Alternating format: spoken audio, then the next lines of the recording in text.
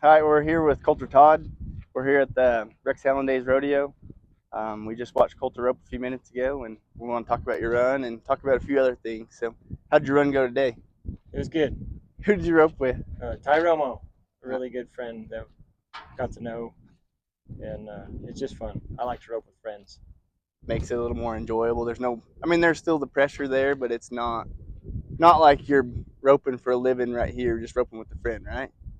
That's kind of how it's been for me my whole life. I'd rather rope with friends because then it's just you want to do good for a friend. It's not a business thing. So like just to do good with him it's always fun. Oh yeah, it makes you feel good. What about you and Derek? How long have you known each other? I don't know as far as like the time. Yearly or It's been long time? a pretty good long while. What would you say something unique about your guys' friendship? What do you guys connect with on the most? Like cow catching, or what do you guys talk about on road trips? You guys had a lot of time to talk this year, so what's something you talk about? Kids? We don't talk a lot. Uh, we have a lot of comfortable silences. But when I guess what I always say, it's always to me, it's meaningful conversations. Whether it could be unmeaningful for somebody in the back seat, but for us, like we'll see a patch of country and be like, I wonder what it's like to live here. What are the cows like? If they got cows, what kind of people are these people? Fun stuff like that, or what would you do if? And then we'll break it down. We like to argue a lot, but never in a like I like to disagree with him, and I feel it's the same. He'll disagree with me just so we can. He calls it. We have. Oh, I can't think of the name. He always says it, and now I'm on the spot and I can't think of it. But like, we're just gonna have a conversation. We're just gonna have a Like a conversation. debate kind of Well, deal? yeah, but he has a word for it where it's kind of funny to me, and I always smile when he says it because that's all it is. Like we'll and then argue back and forth about I disagree with you. That's not what goes on. Like I'll say, hey, I think this guy right here is probably a young guy that started with nothing. That's probably borrowed all his money and he's just trying to put together this set of cows and make it work. And he says, no, I don't think so. I think that guy's probably a contractor and he probably doesn't care at all. And I'll be like, no. And anyway, just fun stuff like that. Yeah. Like we'll never know the answers, but it's always fun. And every now and then he'll know somebody in a certain area all across here and call them and be like, hey, do you know who lives over here or whatever? And it just fun stuff like that. Or we'll look at paintings in a restaurant and pick them apart. Like, you notice that guy's in a bind and he don't even know it, or no, he knows it. Just fun arguing. Yes. Yes, that's pretty cool. What about you guys still living on the high from Pendleton? No, that left the next day when we got to Albuquerque. Well, that's what we talked about that after we got done at Albuquerque. The day before was so good, and then everything we could do to get to the airport and Pasco to get to Albuquerque for the next morning. Then we don't do good there, and instantly you're back to reality. Like, golly, it's just the fun. But we both agree it's not the highs are not too high, the lows aren't too low. It's not we're not doing it for business. We're not doing it trying to make a living. We're not doing it because it's our dream. It's just a friendship that turned into, hey, let's rope, and we've done good, and we just see where it goes. And that's how this whole year has went that way. Let's just see. We'll keep entering and see how it goes. And it went heck of a we year. could have planned. That's pretty exciting. Pendleton's a feat to win and just a cool thing to accomplish right there. Now what are you setting number 2 in the world going in? Oh, I haven't even looked. Yeah, well, look, but I don't know. I think maybe third or fourth or whatever. Doesn't matter. I had a goal towards the end to see if I could go in number 1 because you get a bonus and a buckle, and that's I guess like something you kind of out there you got to have goals. Yeah. So what's a goal you would suggest to someone to have wanting to do this? What? Do what? Go rodeo. And like, what's a goal that they need to have? Everybody's different. I don't know. Mine. That's different for me. For everybody, I can't tell what a single person like this is what it. But for me, it was always like to defeat the steer, first of all. Like, I just want to make the best run I can make. If you're heading, it's to get out the barrier and turn him as fast as you can without missing and handling good. If you're heeling, it's to heel him as fast as you can without missing. So, like, that's kind of how that starts. And then once you get to doing that, then you start picking other things like, hey, I want to, like in the standings, like I want to get to this dollar amount. And then all of a sudden it's like, I want to catch that guy. And that just keeps you motivated, or kept me motivated and driving to take it out on the steer, I guess you'd say. Yeah. So what's your thoughts when you ride in the box? Like, I know my thoughts is I'm gonna saw the horns off this sucker. Like, I'm gonna just give it to him right here. What are you thinking when you're coming in there heeling? Like, I what's generally something? don't think a whole lot. No, you're just kind of trying to react right there. Yeah, I'm not a very good. I've never been good at thinking way through a run. It's kind of just reaction and almost like a blank out. I've had maybe 6 steers all year where I could tell you what happened and then watch the video and it's what happened. 9 times out of 10, I'll say, this is what happened. I'll watch a video and be like, that's not what happened. So I can't tell you what I think. I mean, the one thing as far as healing, I always say it's easy. And sometimes I have to just tell myself that. It's really not that hard. Yeah. You get out there and catch the steer by 2 feet. That almost has a calming effect or whatever. That's pretty cool. So what's your NFR game plan? Where are you guys gonna be? What are you guys gonna be practicing? Or there's probably a 98% chance. Okay, I'll say a 90% chance. We probably won't. No. I don't know. I mean, just hang out at the ranch and practice a little bit. I have no idea. We've never talked about anything. Roping is not something that we talk about. Yeah. Not one time have we talked about roping. We can talk about a lot of things, and it's never about roping. Maybe that's why you guys had such a great year. You're not so focused on like roping every single day. Like, you can live life a little bit and go out there and enjoy it and have fun. And like you said before, you're out here with a good friend just having a good time. So yeah, I have an answer, but it's tricky, so I'm not gonna say it. Well, Goo can cut the video a little bit here. So okay, well, I'll just say, like, him and I, I would say we're veterans. I know I haven't rodeoed a long time, but I'm old enough. I've been around enough. We're not eluded. We don't have false illusions about anything out here. And so we know we're good. And so if you're supposed to win, that's where it's tricky. And it's just because this is just for us as a team. If we're supposed to win, we're gonna. And if we're not, we're not. There was quite a few times stuff happened, and we'd be like, well, we really weren't supposed to win today. Or, yeah, we were supposed to win today. And with that mentality, it was easy. Like, we weren't going to anyone's house to practice to fix anything. No, you just. I mean, I worked on stuff on my own and did stuff like that, but never. What was the few things you had to work on? Well, you always got to work on stuff. Catching. Yeah. Working on catching. Not everyone makes it look easy like you, though. So. I don't know about that. Well, I mean, I get it in the grand scheme in the broad spectrum of team roping, right? But in a certain pool of guys, I'm just one of 100 that I'm around, at least like during the year. Yeah, them guys are all. Everyone's if bad. you go to a practice pen, you watch. It's not like, well, I want to catch them all. No, they're going to catch them. Yeah. It's just the way it is. Now, can they make it? Can they draw the steer and make the run? That's just if it's meant to be or not to be. So what are you planning on doing right now?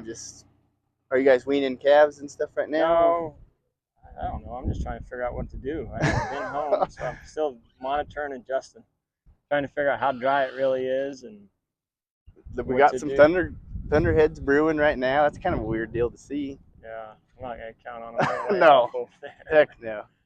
No, I don't know. It's kind of stuff changes all the time now, so we're just. All right, now I'm just enjoying being home. Like, anything I get to do, like, for a lot of guys that are around here, they're tired of the dry and the fighting this and that. Well, right now it's fresh to me, so it's kind of almost exciting just to get out and see the country, even if it looks bad. See the cows, pump water, check water. I mean, right now it's new. I've been gone all summer, so it's just kind of fun just to get to know it all. What helped you through the summer? Just My wife. Yeah, because I heard that you were getting kind of wanting to come home, and Well, like I got where I wasn't roping very good at all, and it's roping with a friend. When you start failing your friend, you start wanting to make decisions for him, and I was like, I'm not roping good, and he could get somebody. There was enough splits going on. I thought in the back of my mind, I never told him that, but it's like he could get one of these guys that I know would get him over the hump, and I definitely didn't want to make it and not get him in, and so I was getting sick and tired of being gone. Hadn't seen my wife or anybody for a while, so we kind of had a family meeting, and she came a running. everyone come out to you. Huh? It was good. That kind of refreshes you and restarts you a little bit. My wife's good. She is a good lady. I mean, your whole family's great people. So Yeah, but my wife and I are truly become like we're pretty solid. So she's a really good support system for me. Like we're been married 20 years, almost 21. 3 children. And everything we've done together with God's help, and tried to structure our marriage pretty as biblically as we know how, without knowing everything, still trying to understand it. But the one thing I know is the two have to become one, and I feel like we've become that. So she knows me really well and could tell stuff wasn't, my focus was not out there anymore. I didn't want to be out there. I just wanted to be with her. I mean, I wanted to stay home, but the reality was just be around her again. So Yeah. then she was able to get out there and show up, and it made it fun. Then I didn't care if I won or not because she was there. It didn't matter. Yeah, you're enjoying each other's company, Right. and that's kind of crazy because that's what me and Goo were talking about the other day. So we've kind of started like we're doing a daily devotional every night, and we're reading our Bible and praying together every night, and kind of just trying to be together, like you said, biblically. Like we want to be one. So I think that's pretty cool to hear that, and it seems like it's becoming more common now. Everyone wants that. No one wants to be split up, going 20 different directions. Everyone wants to be together now. So I think that's kind of God instilling that in us now. Like, hey, you guys have drifted too far apart. Now it's time to reel it back in and let's be right again. So I think that's pretty neat. And I mean, that's sure helped you a lot when Carly showed back up. And I mean, it got you through the rest of the year, and you throttled them the rest of the time. So Yeah, it was perfect. The timing was perfect. Yeah, I don't know. I feel bad for her a lot because she's done that throughout our whole marriage. In a lot of situations, she's been kind of the rock, and that's kind of my failure as a husband. But I guess that's the way God put us together because I needed that. She was the one that would be firm when I was wanting to throw in the towel or wander or however. And most of it's mental, emotional. She knows me good enough and can get me back on track. yeah, isn't that Wants funny? to see a guy do good. Because Goo's the same way. She's like, I can tell something's wrong. I'm like, how? I'm completely fine right now. Like, how do you tell something's wrong? She's like, I can just see the way you're walking. Like, I'm like, how do you notice something that small? You know? That's good. That's good. I mean, it's bad, but that's good.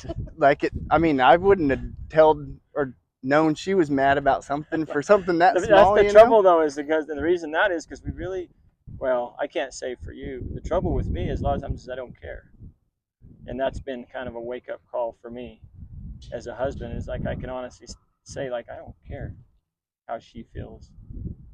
This is tricky, but it's honest. If I'm honest, I don't care. I'm worried about. I'm over here trying to do this, and so you and my wife's been really good about taking that, and that's kind of sad on my part, but reality that I'm working on. Everyone's got their own convictions they're working on. So that's pretty cool. What was your biggest accomplishment this year besides Pendleton? What do you think? Something was. I don't know. That's not a. I guess I don't know. I don't know that I've had one. I mean, the trouble with rodeo and is it's a become a people want to call it a sport, and I say it I said it a lot before the last couple of years is, do we care if a guy does a really good job every day by himself pumping water? Like, do you call him up and say, hey, I heard you did a good job pumping water today. Good job. No, they don't even care. And so then we make something like that. Really, if you're saying, like, my job is to catch the steer by 2 feet. If I do that, I did my job. I mean, you don't need to hear good job. A guy likes to hear it, but it's not something that I want to have drive me. Success, I didn't want success to be, it's like a lot of grease coming out of that. It wasn't like that. Anyway, I try not to make that a driving, like a monitor of success. Winning, that's not. Good to see you, Sproul. Good work. Not bad. Look good. I don't know, so I don't know what they are. I might have been more failures. We don't know. My kids, I haven't been around them enough. You don't know what the results will be of me being gone till later. I mean, right? You don't know what the ramifications or decisions that you make, what's going to be the outcome until a lot later. You know, it's like a drought. You can do stuff for the now, but you also got to be looking for next spring, next summer. You've got to be looking, like playing pool. You always got to be trying to set yourself up for the 8 ball at the first ball. And the better you are at it, the easier it is.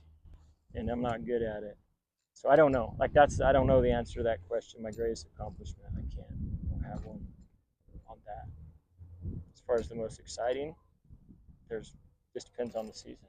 Sometimes it's just one steer that you finally caught or whatever. I don't know. What about that crazy story about you hitting that guy? Would you tell that? Well, yeah, I guess. I don't know. It was not just one of them deals. I don't really know what the reason behind it or anything. It was one of the few times I was actually driving safe for the most part. We were on the road headed to Salinas from Spanish Fork, I think. Anyway, we were in between Winnemucca and Fernley somewhere on that stretch. It was exactly 3 o'clock, like 3:02. And I was going 85 mile an hour, speed limit's 80. And I was looking at that. And there was really nobody on the road. There was a semi quite a ways ahead of me. And I was just kind of watching him. Everybody else was asleep. And all of a sudden there's this guy right in the middle of the interstate coming right at me. It looked like it. Who knows? At 85 miles an hour, he could have been going the other way. But anyway, I smoked him left front, hit him, and then he kind of was flying, spin around. I caught him on the front part of him with the mirror of the truck, and it slammed it up against the window, busted it all to heck. All I remember is I let my foot off the gas and just whirled. What's going on? Paul, I thought he woke up because he looks at me and he's like, "What was that?" I said, "I just hit a guy." If you need me to drive, I'll drive. Or I ain't falling for that. He said something of that nature, I ain't falling for that trick. I said, no, I just hit a guy. Finally, I get it pulled over. He's like, no, you're serious. I was like, I'm dead serious. I hit a guy back there. So I was trying to explain to him. Well, then Begay and Rogers woke up and, what is going on? I said, I just hit a guy back there. Hit a guy? Yeah. What do you mean hit a guy? I said, I hit a guy with my truck. The mirror's busted. I hit him at the front of the truck. He's dead. I knew he was dead. So then it was like, okay, now what do? We call 911? Are you sure it was a guy? Well, now at this point, I'm like... You're kind of second guessing him. Well, maybe it was. I'm not, but yeah. I was like, I'm about 90-something%. It wasn't a deer. I said, I know it wasn't a deer, and I know it wasn't an antelope. It wasn't anything that you think it's going to be. So they said, well, how positive are you? I said, well, I'm fairly positive. Should we call 911? Well, I don't know. Well, let's go look first. I was like, all right, that sounds good. So then Eric and I start back up our phones. And then we walked for probably a mile, maybe a little more. I can't remember now if it was a mile and a half or a mile and a quarter. Anyway, on this, I said, he's not going to be on the offside, passenger side. He's going to be either somewhere on the fast lane or to the median, because I hit him on the center and the left. All right, I think this is far enough. I mean, we look back and you can't hardly see our flashers. I was like, I don't know. I mean, it's hard to know at 85 mile an hour. I didn't slam on the brakes. I know that. Like, I just coasted to a stop. So then we get to the center, walk it all the way back, and like I'm walking the center, like I'm not sure what I'm going to find, but I know what I'm going to find. Anyway, nothing. So now I'm like, maybe I didn't hit a guy, but there's nothing. There's no hair. There's no feathers. There's no. I said, I know I hit a guy. So we talk about it for a while. Finally, like they're like, well, let's just go. Kind of the story is we're trying to make slack at Salinas. We're up in the perf, but we want to make slack just to watch. And it was dang sure going to take us all of it to get there. And so then they're like, well, let's go. So we get back in. I'm driving. I'm like, what if that guy's alive? They're just like, hey, if you need to go back, like, that's fine. So I got to. Like, I can't just leave. So we go away, so I find an exit. I get turned around, headed back. Still fighting my head on the whole deal. Kind of shook up, I guess you'd say. And then I'm watching these red and blue lights coming behind me in the mirror. Watching them. They keep coming, and they pass. It's an ambulance. And I look at again. I said, what happens when that ambulance goes up there and turns around? It ain't gonna, so don't worry about it. You hit a deer. All right. Well, I mean, it's dark, so we see him get off and turn around and stop. I was like, stop. So we get up past them where they turn around and we get off. Well, it'd been a minute. Like, it's been probably a little over an hour now from the whole deal. And we get turned around and I stop. Because I'm like, what now? Like, there's 3 cop cars and an ambulance up there. And we missed him from here to that pickup. Like, that's how far we'd have come just that much further, we'd have found him. And we didn't. Like, well, we got to go talk to him. Okay, so we pull up there. They're trying to get us to go by, which I thought was awkward. I thought for sure they'd have the interstate shut down. And I was actually thinking, like, I'm gonna get arrested. Like, until they figure this all out, they're gonna test me for alcohol. They're gonna test me for, all this stuff. I'm running stuff through my mind. We pull up there and get out, and Eric and I start up there, and this sheriff comes to us, or deputy, I don't know. He's coming to us. Can I help you guys? Well, you got a person up there? He's like, yep. I said, well, I hit him. Oh, shoot, he said. Go back to your pickup. I got to get a different guy to come talk to you. Okay, so we go back. The higher up sheriff, I guess, he comes up there. All right, so they said you hit this guy. Said, yes, sir, I did.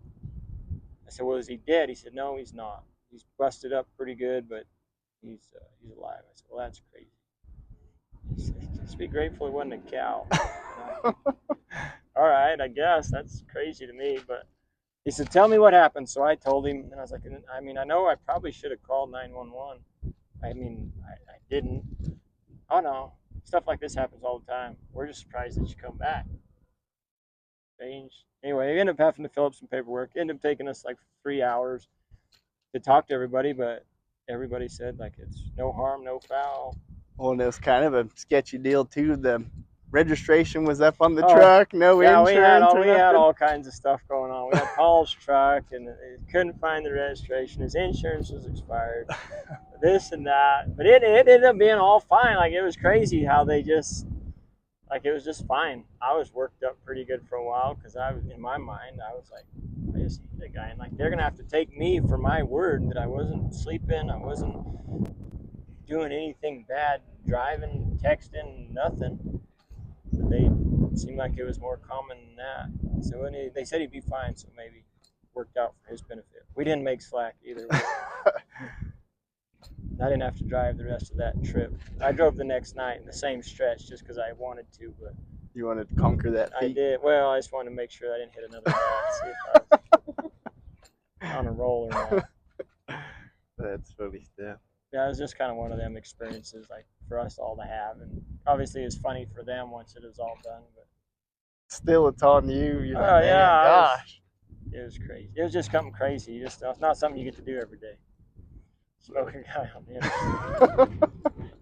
And then to be reassured, just thank God it wasn't a cow. Right. Well, which I guess in their minds they do more damage to the truck or whatever. But I was like, I'd rather hit a cow. At least I wouldn't have felt bad about leaving a cow on the side of the road dead, but I had to go back and find it. Well, it was nice it was a guy, because then those guys had to believe me that I wasn't seeing things, because I really wasn't that tired.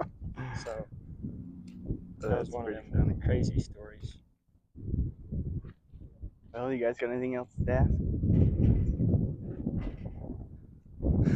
Appreciate you talking. Thanks, Colter.